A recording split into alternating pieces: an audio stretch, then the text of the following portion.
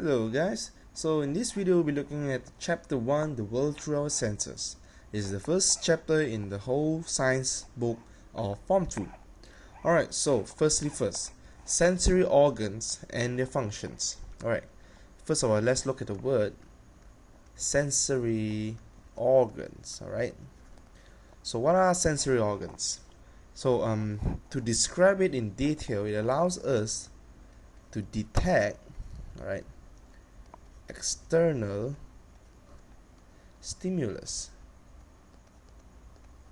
Alright, now the examples of sensory organs are like, eyes, our eyes, our tongue,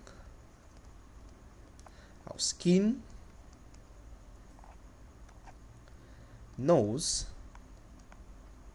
and our ears. 5 of them. So these 5, the eye, tongue, skin, nose, and ears, are our sensory organs.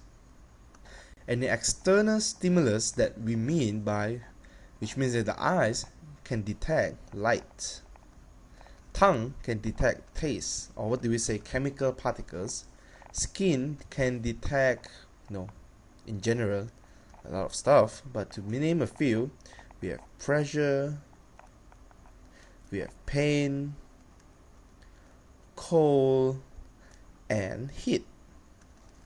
As for the nose, we say that it can in fact detect smell, but smell is actually the same like taste. It's all chemical particles. Alright, we'll come into more detail in the coming videos. Alright, for ears, we can detect sound.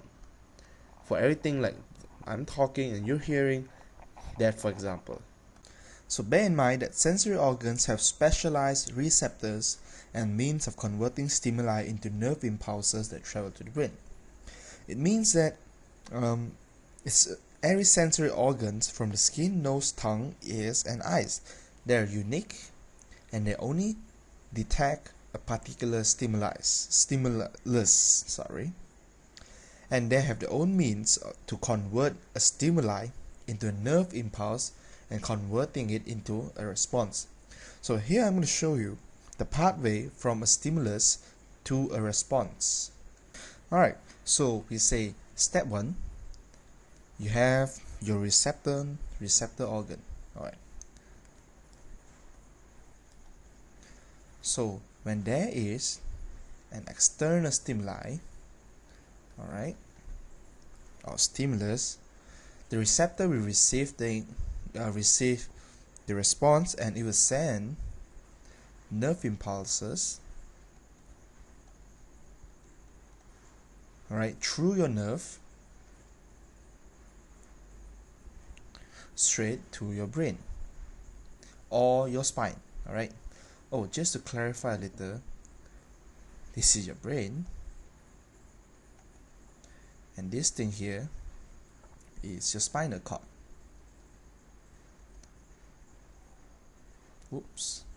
Alright, from then, after your brain and spinal cord, or what do we call the central nervous system, has processed the information, it will then pass back on in the form of nerve impulses also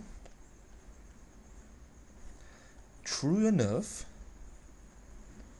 back to your, what do we call, the effectors. And that's when your effectors will carry out what do we call a response. Now, what does this all mean? So I'll give you an example, right? So for instance, you put your hand on something hot, alright? So your skin feels the heat, and that's what we call the stimulus. The heat is the stimulus. The receptor, your skin. Alright, the receptors in your skin will feel the heat and will generate a nerve impulse and will send it to your brain through the nerve. Your brain or your spinal cord will process the information and it will send a nerve impulse, which is through your nerve to your effectors, which means that it's going to tell you what to do. So your effectors is basically your hand muscle, so your hand will take off the kettle. That's your response. So when you touch something hot, you take your hands off. So this is what we call the pathway from a stimulus here, here, to a response.